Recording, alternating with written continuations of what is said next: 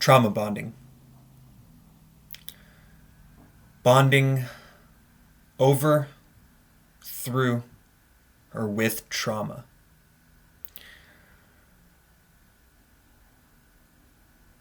Trauma bonding is pretty close to nearly direct opposite of loving connection.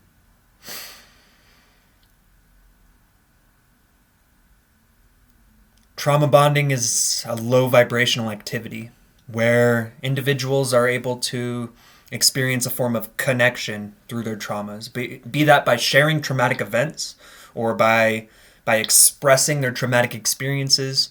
Whatever the case may be, it's of bonding over trauma. One can bond over their own trauma with themselves. They can also bond over trauma with others, other people's and their own. And that equals out to be a very muddy form of quote unquote connection, right?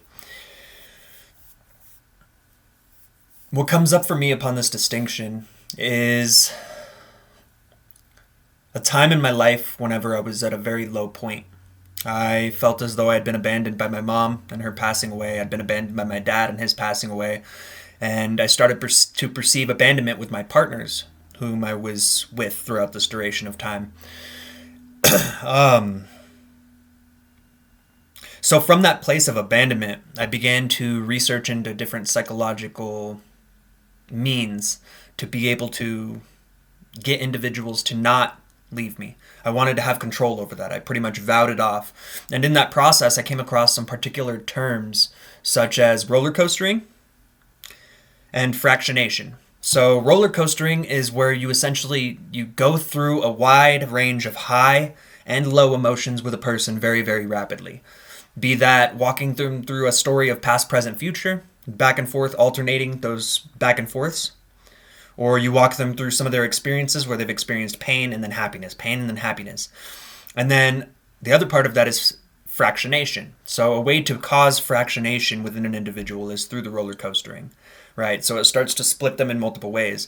Another side of fractionation that is utilized by people in the dark realm of persuasion is essentially to have very, very, very high up like oxytocin experiences, very high dopamine experiences, and then have very, very low stressful cortisol experiences. And essentially that showed me the realm in which that occurs and what trauma bonding truly is. Frequently, people who end up bound in a trauma bond with their abusers, that equates to Stockholm syndrome. So that's the far low side of it. On a higher side of trauma bonding is when we enter into relationships and we start to see these trauma bonds, it allows us to be able to shed light onto these different things that cause triggers. In my case, it was abandonment. And so seeing the means and the ends that I was trying to utilize to be able to get away from those feelings of abandonment allows me now at this current place and perspective to be able to look at that and shed light into that situation. So depending on where an individual is coming from, trauma bonding can actually be a very powerful and potent tool for growth and self-discovery. It all just depends on what your intentions are, I suppose. If your intentions and your mindset are on growth and development and healing, etc., then that's where you'll end up. Same goes for the reverse. Trauma bonding. Thank you.